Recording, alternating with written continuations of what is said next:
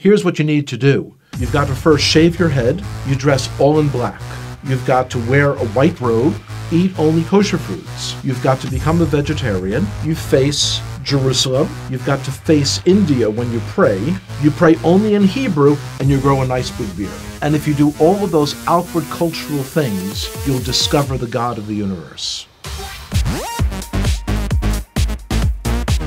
And I'm thinking, this is crazy that someone thinks that they can force their culture on God, and that God's going to be impressed by what you wear, what direction you face when you pray, what you eat, and all these sorts of things.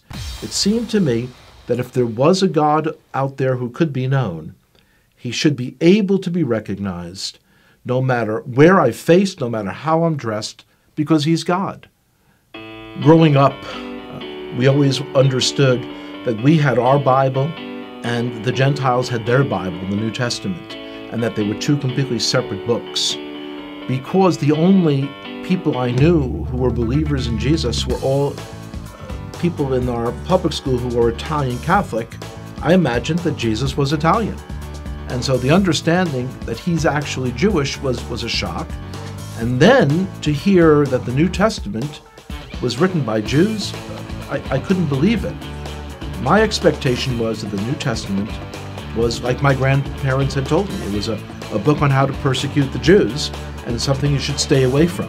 Of course, when you're told you should stay away from something, curiosity gets the best of you, and you've got to see it. When I opened the New Testament, I was expecting to find a handbook on how to persecute the Jews. My grandparents had warned me that it was written by people who killed the Jews. That's what I was expecting to see, and yet when I'm opening it, I'm reading a story written by Jews about Jewish people. The New Testament was a fascinating book. And so as I opened this book in the library, I kind of looked around, made sure that none of my friends had seen me taking a Christian Bible off the shelf. And I opened it. Here's the first sentence.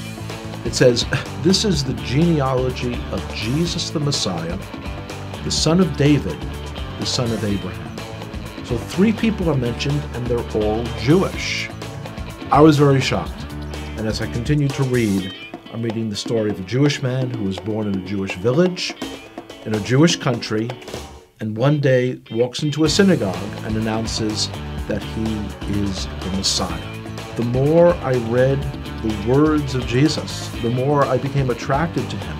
It was as beautiful as anything I had ever read in any other part of the Bible. As I came to faith that Yeshua, that Jesus was the Messiah, it was clear that that was the most Jewish thing I could do. This is not the person who's a renegade to our people. This is the one who was promised in our Bible, the 53rd chapter of Isaiah. It is astonishing. If you would just read that chapter, just without the Bible being around it, you would say, oh, this is some Christian Bible. This is Jesus. When you realize, though, that it's in the middle of our Bible, our Jewish Bible. When I first came to faith, I dared not tell my father, because this is a time period in the 1970s when there were lots of gurus and cults, and he was very concerned about me getting involved in some crazy sect and going off someplace. So I waited for months, and when I finally told him, he was very skeptical. On his own then, he started to read about Jesus as well.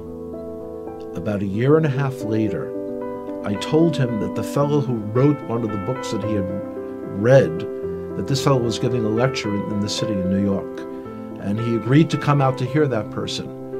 And one of the most amazing moments of my life was the speaker said, "Would everyone here who is a Jewish believer in Jesus, would you raise your hand?" And I raised my hand. My father also raised his hand. And I looked over and I said, "Pop," he didn't say would all the Jews raise their hand. He said, would all the Jewish believers in Jesus raise their hand? And my father looked over and he said, yes, I heard what he said.